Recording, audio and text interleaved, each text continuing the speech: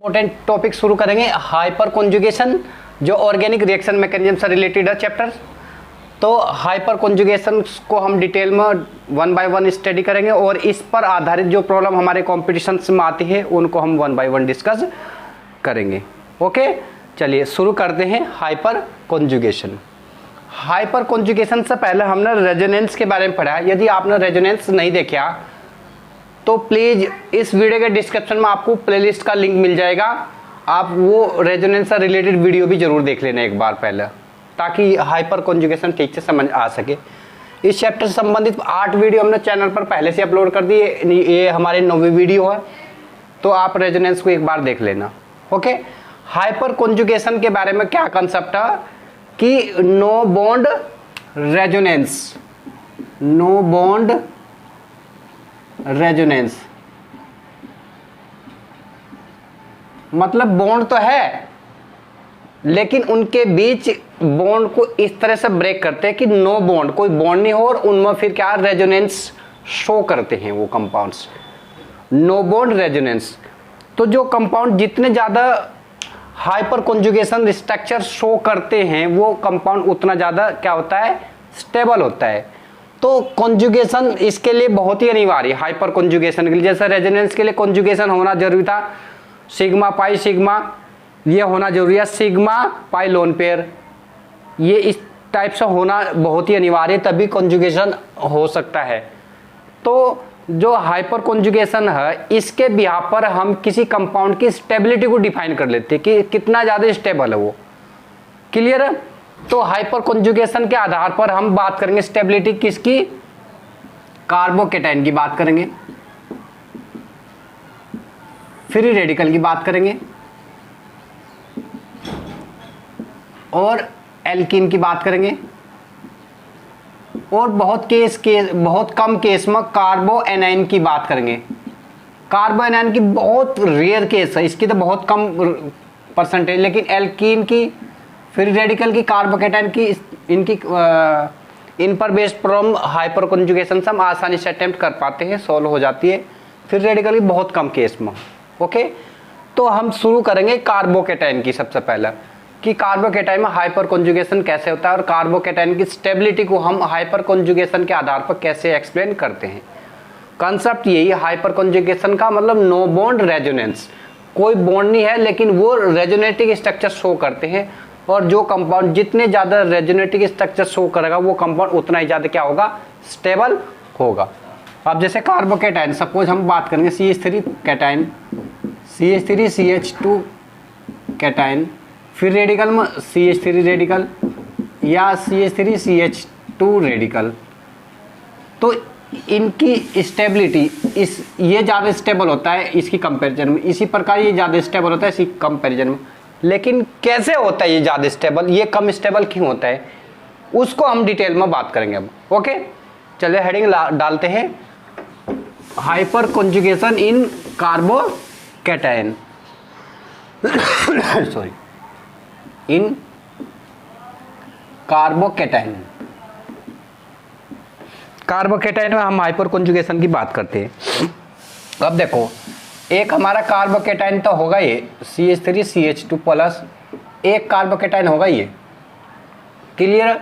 अगर इसका orbital diagram के आधार पे इसको हम समझेंगे तो ये ऐसे होगा हमारा, हाइड्रोजन हाइड्रोजन हाइड्रोजन, और ये प्लस ऐसे होगा, ये हमारे पास हाइड्रोजन हो गए। इसके केस में कैसे होगा, ये हमारे पास ये होगा हाइड्रोजन हाइड्रोजन और ये हमारा एक p ऑर्बिटल प्लस में होगा। तो इसमें जो ये हाइड्रोजन है ये सिग्मा बॉन्ड से कनेक्टेड हो गई है इस प्रकार से, ये सिग्मा बॉन्ड होगा और ये अगर ये p ऑर्बिटल होगा ऐसे होगा ना ये, तो इनमें क्या होगा, ओवरलैपिंग होगी। ये जो इसके सिग्मा बॉन्ड है p ऑर्बिटल के साथ क्या करेंगे, ओवरलैप करने की कोशिश करेंगे और जिसकी वजह से इसमें क्या होगी कि स्टेबिलिटी आ जाएगी। ऐसा इसके केस में नहीं है, ऐसा मिथाइल कार्बोकेटाइन केस में नहीं, लेकिन इथाइल कार्बोकेटाइन केस में ऐसा पॉसिबल है। लेकिन ये एक ओल्डेस्ट कंसेप्ट है जो ट्रेंड में नहीं, लेकिन जो ट्रेंड है जिसके आधार पर इसको हम बहुत आसानी समझते हैं उसकी हम बात करते हैं, उसी के बिहाफ पर हम इसमें इसके क्या करेंगे, रेजोनेटिक स्ट्रक्चर भी बनाएंगे। वो क्या ट्रेंड, वो ट्रेंड ये कहता है कि जैसे ये हमारा ये प्लस है, ये हाइड्रोजन ऐसे है, ये हाइड्रोजन, क्लियर है। अब जो कार्बोकेटाइन जो कार्बन है जिसके पास प्लस चार्ज है, इसके जो बगल का कार्बन होगा इसको बोल लेंगे alpha carbon atom, alpha carbon atom.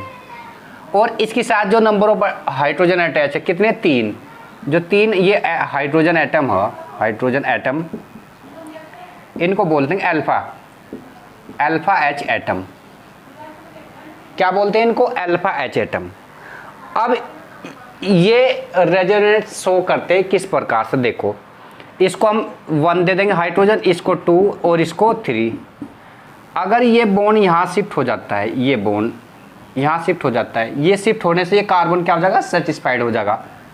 Carbon satisfied नहीं ना, ये कार्बन सेटिस्फाइड का डबल बॉन्ड हो जाएगा। तो इस तरह से स्ट्रक्चर प्राप्त होगी CH+। ये बॉन्ड नहीं है अभी इनके बीच में, ये H एज इट इज है यहाँ पर, इसी फॉर्म में रहेगा, बॉन्ड नहीं है। लेकिन अब ये बॉन्ड शिफ्ट होगा यहाँ पर, तो CH, ये इस तरह से सेटिस्फाइड होगा। तो ये एक इसका रेजोनेटिक स्ट्रक्चर बन गया। एक यदि ये वाला हाइड्रोजन, दूसरे वाला 2 नंबर का हाइड्रोजन, यदि इसके बीच बॉन्ड नहीं है तो ये इस टाइप से ये एक स्ट्रक्चर ये शो करेगा। और एक ये 3 नंबर का जो हाइड्रोजन है,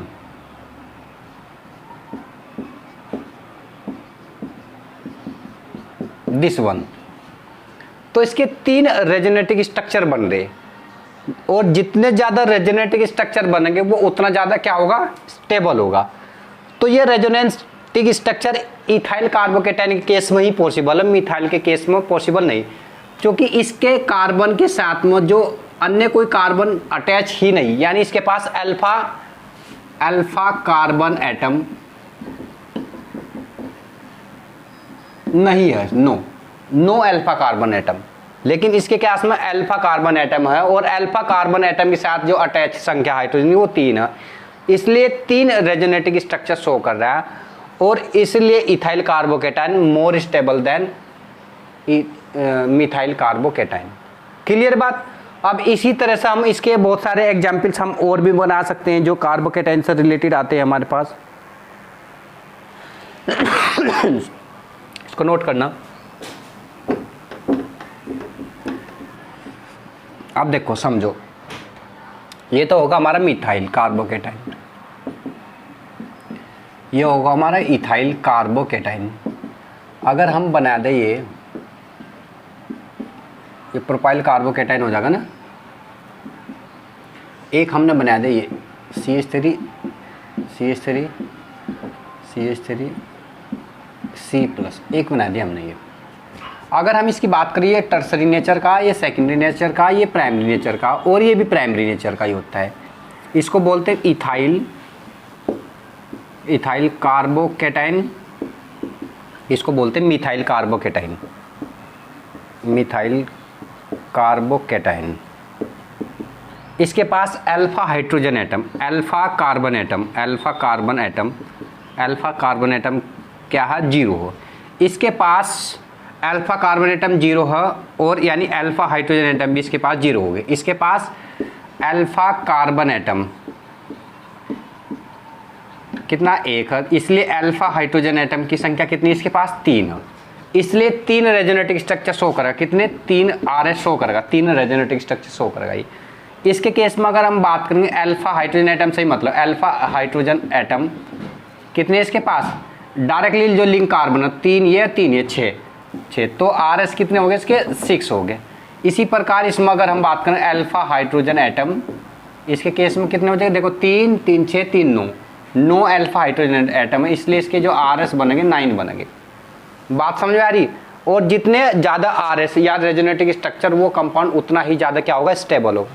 इसलिए tertiary more stable than secondary then primary, ये इनका ऑर्डर होगा। और इस ऑर्डर को एक्सप्लेन किया जा रहा है किसके आधार पर, हाइपर कॉन्जुगेशन के आधार पर। हाइपर कॉन्जुगेशन में क्या होता है कि नो बॉन्ड रेजोनेंस, बॉन्ड नहीं है और वो रेजोनेंस शो करते, और जितने ज़्यादा रेजोनेंस शो करेंगे वो कंपाउंड उतना ही ज़्यादा क्या होगा, स्टेबल होगा। क्लियर है बात? इस ऑर्डर को आप ध्यान से नोट कर लेना। अब इस पर बेस्ड एक प्रॉब्लम डिस्कस कर लेते हैं हम।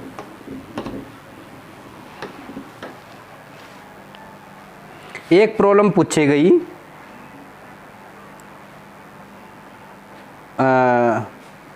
Find the number of contributing structure. Sorry, ये बेंजीन रिंग, ये साइक्लोहेक्सेन रिंग है, इसके साथ में ये अटैच कर रखा है CH plus this CH3 this CH3, और क्वेश्चन दे दिया हाउ, इसमें फाइंड आउट करना how many contributing of resonating structure, कितने रेजोनेटिंग स्ट्रक्चर शो करेगा ये कंपाउंड्स। तो जो ये इसमें कार्बोकेटाइन, इसकी जस्ट बगल में ये क्या होगा, alpha hydrogen atom, alpha H atom, कितने 3 है ये, और ये भी अल्फा ही होगा इसके बगल में, अल्फा H एटम, ये भी 3 है, और साथ में एक यहाँ पर हाइड्रोजन, एक यहाँ पर भी होगा। तो टोटल कितने हो गए, टोटल H एटम कितने हो जाएंगे, 7 हो जाएगा, 3 3 6 और 1 7।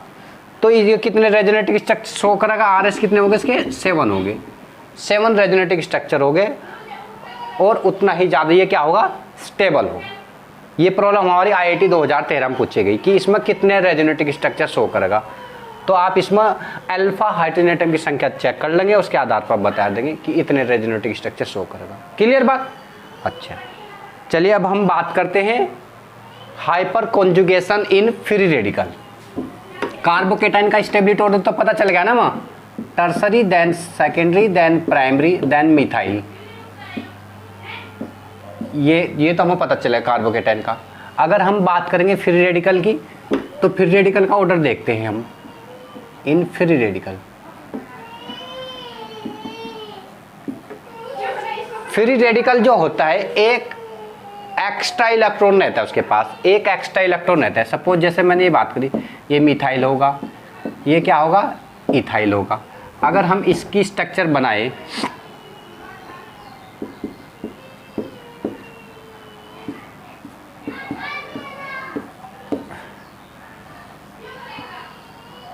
एक इलेक्ट्रॉन एक्स्ट्रा इसके पास,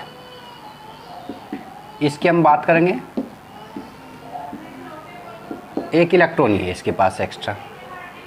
तो इसके केस में क्या होगा, ये जो इसके p ऑर्बिटल है, इसके साथ क्या करेंगे, ओवरलैप करने की कोशिश करते हैं, और इसके अंदर ज़्यादा स्टेबिलिटी आ जाती है, क्योंकि इसके पास ये एक इलेक्ट्रॉन है, इसके पास कोई अल्फा कार्बन एटम प्रेजेंट नहीं है, इसलिए इसमें कोई इस टाइप की ओवरलैपिंग नहीं होती। इसलिए ये मिथाइल इथाइल की कंपैरिजन में लेस स्टेबल होता है, और इथाइल मोर stable then methyl free radical.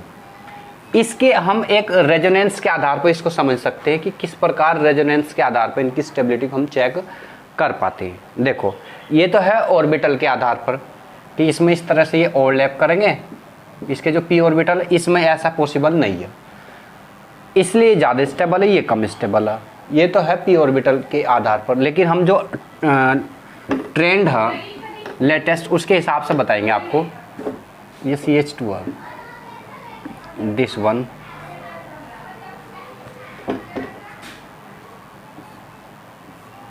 ये H है हमारे पास, ये H है हमारे पास, और ये रेडिकल है। अब ध्यान देखना, ये जो बॉन्ड है, ये बॉन्ड ऐसे क्लीवेज होगा। देखो इस बॉन्ड का, ये हमने होमोलिटिक क्लीवेज में आपको ऑलरेडी बता दिया था कि इसमें कोवलेंट बॉन्ड इस तरह से क्लीवेज होता है कि जो शेयर्ड इलेक्ट्रॉन इक्वली डिस्ट्रीब्यूटेड हो जाता है ऑन बोथ द साइड। तो इसका रेजोनेंस कैसे बनेगा, H H, यहाँ पर ये H रेडिकल हो जाएगा, और ये कार्बन के पास रेडिकल आ जाएगा, और इस कार्बन के पास रेडिकल ऑलरेडी है, ऐसे बनेगा। इन दोनों के थ्रू क्या बन जाएगा, एक बॉन्ड फॉर्मेशन, एक रेडिकल एक रेडिकल, इन दोनों से क्या बन जाएगा, एक बॉन्ड बन जाएगा। के लिए एक रेजोनेटिक स्ट्रक्चर बना। कितने हाइड्रोजन इसके पास, 3, 1 2 3, तो 3 रेजोनेटिक स्ट्रक्चर बन गए। एक तो ये बन गया, देखो इस फ्री रेडिकल इस कार्बन के बीच कोई बॉन्ड नहीं, इसलिए इसको बोलते हैं नो बॉन्ड रेजोनेंस। अब एक स्ट्रक्चर और प्राप्त होगा हमको, ये तो हाइड्रोजन, एक फिर रेडिकल ये है और दिस वन, और एक और बनेगा इस हाइड्रोजन की वजह से, दिस वन, एक रेडिकल ये, दिस वन। क्लियर? तो 3 रेजोनेटिव स्ट्रक्चर बन गए। इसके 3 रेजोनेटिव स्ट्रक्चर बनने की वजह से it is more stable then methyl car free radical. बात समझ आ रही? अच्छा, तो इसका स्टेबिलिटी ऑर्डर क्या होगा? ये होगा। अब अगर हम और की बात करें, सपोज हम एक बात कर लेते हैं CH3 CH रेडिकल, तो ये नेचर में होता है सेकेंडरी, ये नेचर में होता है प्राइमरी, ये भी प्राइमरी होता है। इसमें अल्फा H एटम कितने हैं इसके पास? अल्फा H एटम 6, तो RS कितने हो गए इसके? 6 RS हो गए। रेजोनेटिव स्ट्रक्चर कितने बनेंगे इसके? 6 बनेंगे। तो 6 बनने की वजह से इसके बने 3। इसके पास अल्फा H एटम कितने हो गए? अल्फा H एटम बराबर 3, तो RS कितने बने इसके? 3। इसके RS के कितने बने? 6। इसलिए ये ज़्यादा स्टेबल होगा इसकी कंपैरिजन में। अगर हम एक और बात करें टर्सरी की, CH3 दिस, ये एक रेडिकल है, इसके पास RS कितने बनेंगे? 9, क्योंकि अल्फा H एटम कितने इसके पास? 9, तो 9 RS बनेंगे। तो 9 RS बनने की वजह से ये ज़्यादा स्टेबल होगा इसकी कंपेरिजन। तो इनका फ्री रेडिकल का जो स्टेबिलिटी ऑर्डर होगा ये होगा tertiary, then secondary, then primary. और ये रेडिकल, ये जो ऑर्डर होता है हम जानते भी, लेकिन इसका एक्सप्लेनेशन किस आधार पर हम समझा रहे? हाइपर कॉन्जुगेशन के आधार पर। तो हाइपर कॉन्जुगेशन में क्या कहा? No bond resonance.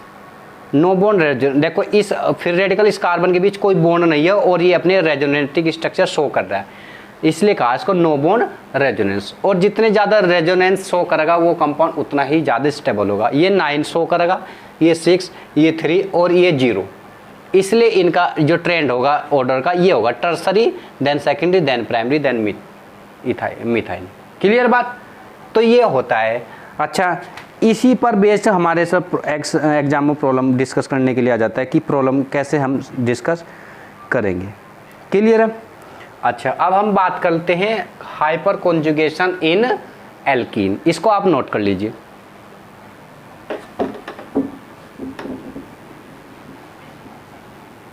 Hyper conjugation इन एल्कीन। एल्कीन में हाइपर कॉन्जुगेशन कैसे हम समझेंगे? अब इसको जरा ध्यान से आप समझ लेना। सपोज जैसे हमने ये एल्कीन ले लिया, CH3 CH double bond CH2। अब ये एल्कीन है, अब इनकी हम स्टेबिलिटी चेक करेंगे कि एल्कीन में कैसी किस प्रकार से हो सकते हैं।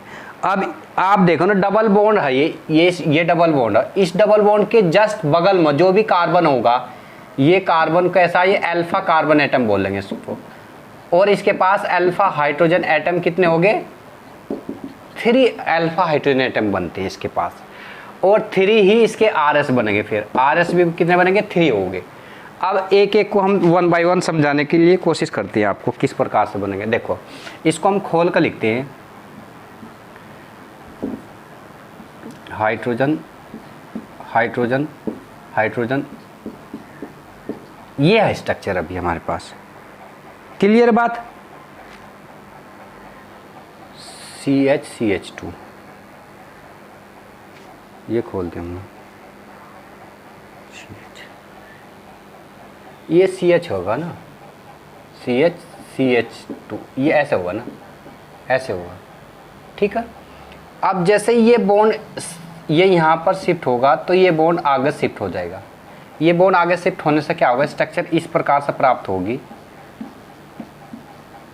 ये अपने इलेक्ट्रॉन डोनेट कर दिए इसने, ये हाइड्रोजन प्लस होगा और यहाँ पर ये डबल बॉन्ड हो जाएगा, डबल बॉन्ड CH, और ये बॉन्ड ब्रेक हो जाएगा CH2 माइनस, इस तरह से हो जाएगा।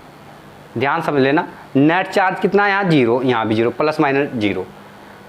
एक रेजोनेटिव स्ट्रक्चर बन रहा है ये। अब एक इस हाइड्रोजन की वजह से रेजोनेटिव स्ट्रक्चर बनेगा, ये H प्लस होगा, C, ये H, ये double bond CH, single bond CH2 minus, एक ही होगा। एक इस तीसरे हाइड्रोजन की वजह से बन जाएगा हमारा double bond CH, single bond CH2 minus. Clear बात? तो कितने बन गए टोटल RS? 3 बन गए। और ये RH3 किस आधार पर चेक किया, जो डबल बॉन्ड होगा हमारे पास, तो इसके अंदर कितने RH बन गए, ये इस एल्किन के अंदर जितने इसके पास अल्फा हाइड्रोजन एटम होंगे उतने ही उसके अंदर RH बन गए और उतना ही ज़्यादा स्टेबल होगा ये। क्लियर। तो अब हम कुछ एग्जाम्पल्स बात करते हैं जो प्रॉब्लम एग्जाम में पूछती हैं एल्किन की स्टेबिलिटी के हिसाब से। इवन जो एल्किन की जो स्टेबिलिटी है ये हमारे काम बाद में भी आने वाली, जब हम मार्कोनिकोव रूल के बारे में बात करेंगे या एलिमिनेशन रिएक्शंस, वहाँ पर ये एल्किन की स्टेबिलिटी बहुत इंपॉर्टेंट रहती है। तो उससे पहले हम हाइपर कॉन्जुगेशन के बिहाफ पर एल्किन की स्टेबिलिटी को पहले से पढ़ लेंगे तो उस समय समझना आसान हो जाएगा। ओके, अब जैसे कि कुछ प्रॉब्लम्स दी हमारे पास, C double bond CH3 CH3 CH3 CH3, एक एल्किन ये दे दी हमारे पास, एक एल्किन दे दी ये C double bond CH3 CH3 CH3 और H, एक एल्किन ये दे दी हमारे पास CH3 CH3 H H, एक एल्किन ये दे दी हमारे पास H H H CH3, एक एल्किन ये दे दी हमारे पास H H H H। अब इनका स्टेबिलिटी ऑर्डर चेक करना, मैं किसका ज़्यादा स्टेबिलिटी ऑर्डर होगा। ये हमने कह दिया A, ये B, ये C, ये D, ये E। क्लियर है। अब डबल बॉन्ड की बगल का जो कार्बन एटम होगा, ध्यान दीजिए, डबल बॉन्ड की बगल में ये कार्बन एटम है, इस डबल बॉन्ड की बगल में ये कार्बन एटम है, इसके पास कितने हाइड्रोजन है, 3, और ये भी बगल का ही, इसके पास भी 3 है, इसके पास भी 3 है, इसके पास भी 3 है, यानी टोटल 12 इसके पास क्या है, अल्फा H एटम है। इसका मतलब इसके पास RH कितने बनेंगे, 12 बनेंगे। इसी प्रकार इसमें यहाँ पर कितने, 3 3 6 3 9, तो RH कितने बनेंगे इसके अंदर, 9। अब इसके चेक करते हैं, इसके पास बगल में कितने, ये वाला अल्फा कार्बन एटम नहीं है, ये तो हाइड्रोजन एटम वैलेंसी के लिए सेटिस्फाइड के लिए लगाएगा केवल, ये है केवल अल्फा कार्बन एटम, और अल्फा कार्बन एटम से अटैच कितने हाइड्रोजन, 6, इसलिए इसके पास RH कितने बनेंगे, 6। इसी प्रकार डी में हम बात करते हैं, एक ही इसके पास अल्फा कार्बन एटम और एक के साथ कितने लगे, 3, इसके RH कितने बनेंगे, 3, इसके RH कितने बनेंगे, 0 RH बनेंगे। तो इनका स्टेबिलिटी ऑर्डर क्या होगा, जितने ज़्यादा रेजोनेटिव स्ट्रक्चर उतना ज़्यादा कंपाउंड स्टेबल, यानी A then B then C then D then E, ये इनका स्टेबिलिटी ऑर्डर होगा। क्लियर, ध्यान से समझ लेना, ये स्टेबिलिटी ऑर्डर आता है कंपटीशन में, ये प्रॉब्लम ना IIT के लिए। तो अगर आप केवल RH से उसके चेक कर लेंगे, डबल बॉन्ड के बगल का जो कार्बन एटम होगा उसको बोलेंगे अल्फा कार्बन एटम, और अल्फा कार्बन एटम से अटैच जो हाइड्रोजन होंगे उनको बोलेंगे अल्फा हाइड्रोजन एटम। ठीक है, और जितनी उनकी संख्या होगी उतनी वो उसकी रेजोनेटिव स्ट्रक्चर शो करता है। क्लियर बात, इसको नोट कर लेना। अब हम कुछ अन्य टाइप के एल्कीन की बात करते हैं जो प्रॉब्लम में पूछी जाती है अक्सर कर। एक एल्कीन लेनी हमने, ये CH2 double bond C single bond CH3 single bond CH3।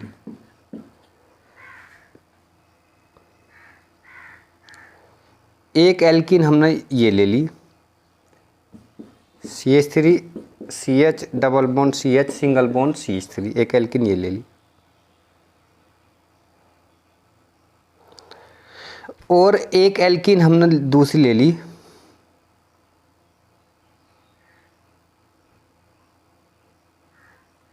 ये ले ली C double bond C single bond CH3 single bond CH3 single bond CH3 single bond CH3, एक एल्कीन ये ले ली।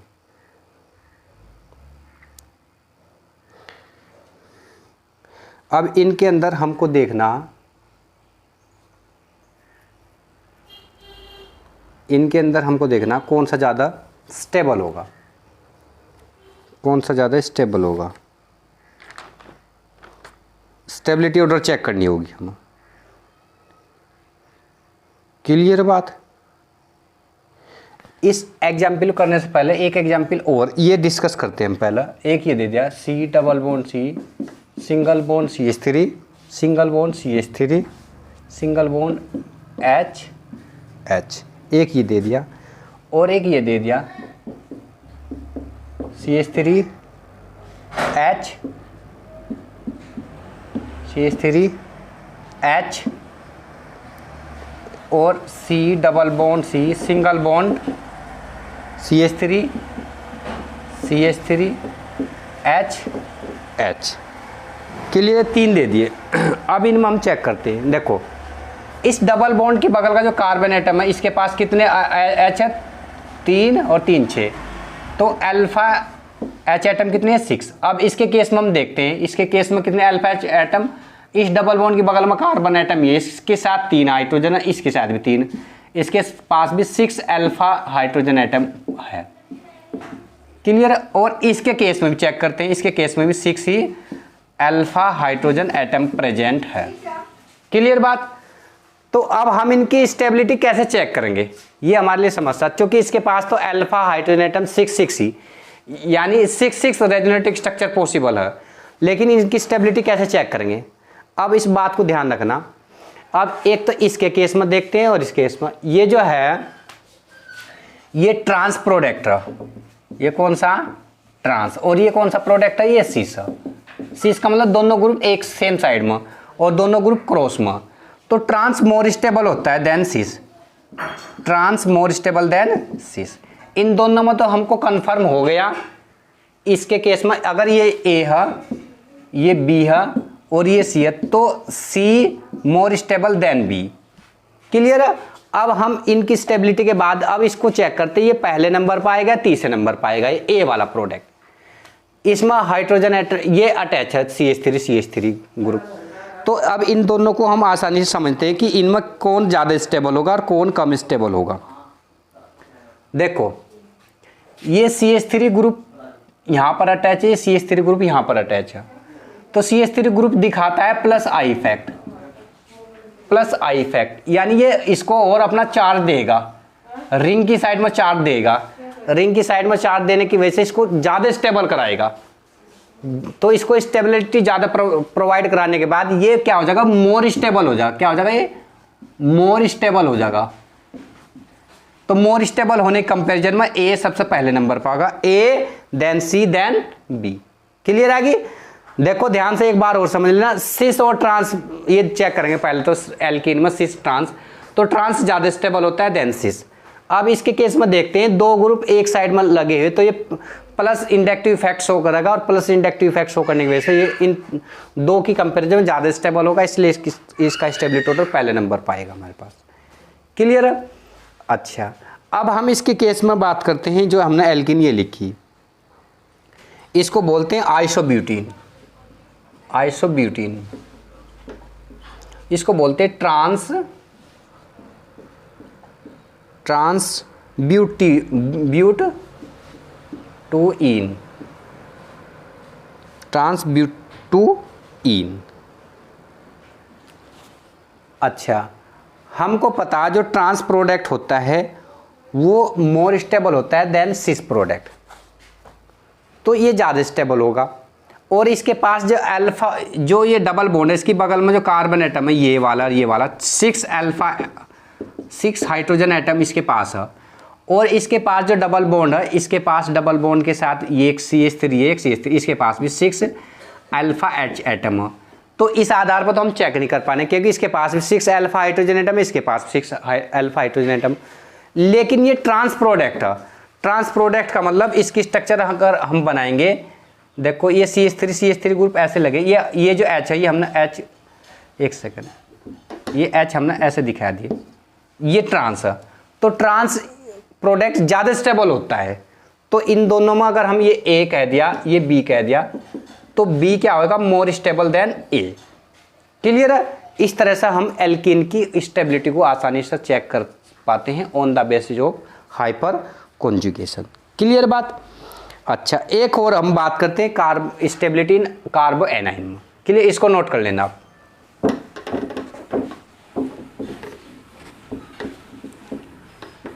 किसके केस में बात करते हैं, कार्बो एनाइन, कार्बो एनाइन। अब देखो कार्बो एनाइन क्या होता है हमारा, ये होता है CH2 माइनस, ये कार्बो एनाइन होता है हमारा। और ये इलेक्ट्रॉन रिच होता है, इलेक्ट्रॉन रिच स्पीसीज होती है। कार्बन के पास नेगेटिव है तो इलेक्ट्रॉन रिच स्पीसीज होता है। तो अगर इसकी स्ट्रक्चर बनाएंगे हम इस प्रकार से बनेंगे H H H,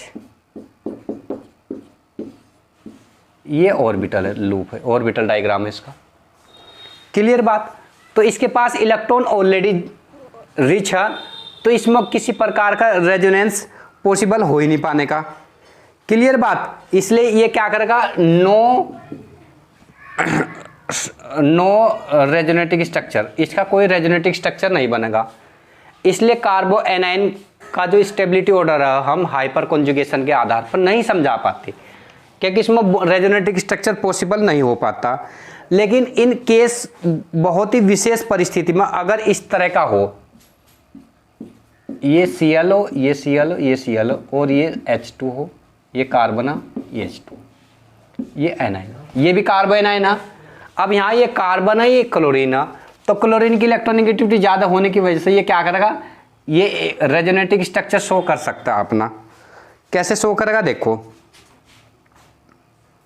ये कैसे शो करेगा, ये अपने इलेक्ट्रॉन क्लोरीन को देकर जाएगा, ये बॉन्ड यहाँ शिफ्ट होगा, ये double bond H H Cl Cl, ये Cl माइनस, इनके बीच कोई बॉन्ड नहीं है, नो बॉन्ड रेजोनेंस है।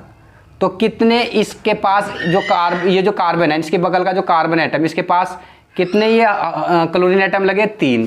तो ये कितने, 3 RS शो करेगा, कितने शो करेगा, 3 RS। इसलिए ये ज़्यादा स्टेबल हो जाएगा। फिर ये इस आधार पर हम चेक करते हैं केवल इलेक्ट्रोनेगेटिविटी डिफरेंस यदि ज़्यादा हो जाएगा, कार्बन एटम जो जिसके पास नेगेटिव चार्ज है उसकी बगल का जो कार्बन एटम है, यदि उसके साथ जो अटैच एटम हो उसके लिए इलेक्ट्रोनेगेटिविटी यदि ज़्यादा होगी तो ही वो RS शो करेगा, अन्यथा RS नहीं शो कर पाता है। क्लियर बात। तो इस आधार पर हम कार्बो एनाइन की स्टेबिलिटी हम चेक कर पा रहे हैं। क्लियर है। उम्मीद कर रहा हूँ ये वीडियो आपके लिए लाभदायक रही होगी। यदि आपको वीडियो हमारी अच्छी लगी तो प्लीज़ वीडियो को लाइक करना, दोस्तों के साथ वीडियो को शेयर करना और हाँ, हमारे चैनल को सब्सक्राइब जरूर करना ताकि हम अच्छी वीडियो बना सके और उन सब का नोटिफिकेशन आप तक पहुंच सके। ओके, चलिए, थैंक यू।